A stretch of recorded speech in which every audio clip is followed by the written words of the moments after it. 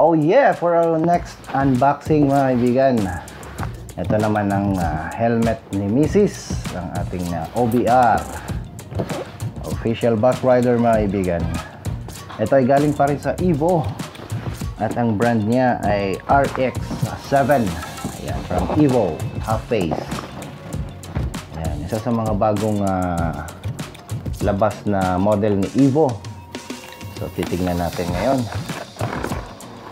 ang kanyang model.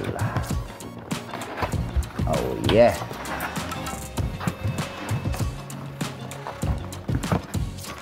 So first, ito ang kanyang extra clear lens mga kaibigan. May lens din siyang kasama. And yung helmet. Oh yeah, galina natin to. Alright, nakalagay pa rin siya sa kanyang protecting bag na mula sa Evo.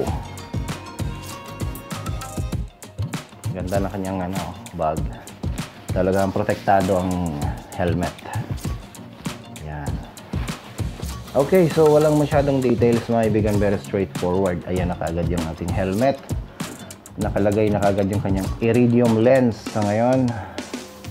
Pero astig matte black pa rin siya para pareho kami ng brand pareho kami ng design ng aking DX7 at saka ng aking OBR na si Mrs. mga kaibigan.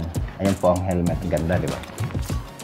Ayan, may kasama pa rin siyang Evo sticker at saka yung kanyang selling pack, kung ano man ang tawag. Ayan, quick release pa rin siya.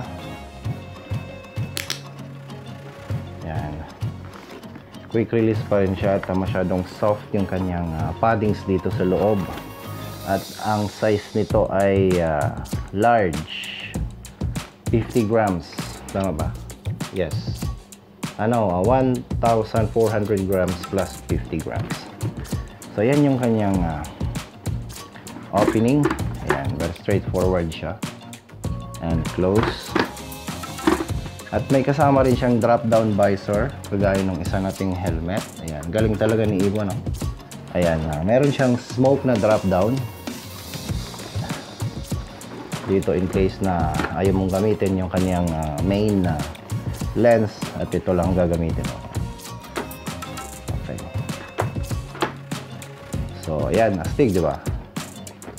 Quality-wise, ang ganda ng kanyang lining sa loob, yung kanyang foams niya maganda rin. Ayan.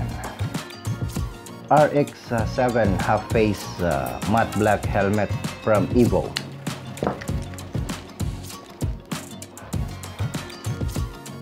So yan. Ngayon itatry naman natin siya kung ano itsura natin siya pag naikabit sa ating ulo. Oh, fresh na fresh mga kaibigan yan from the store.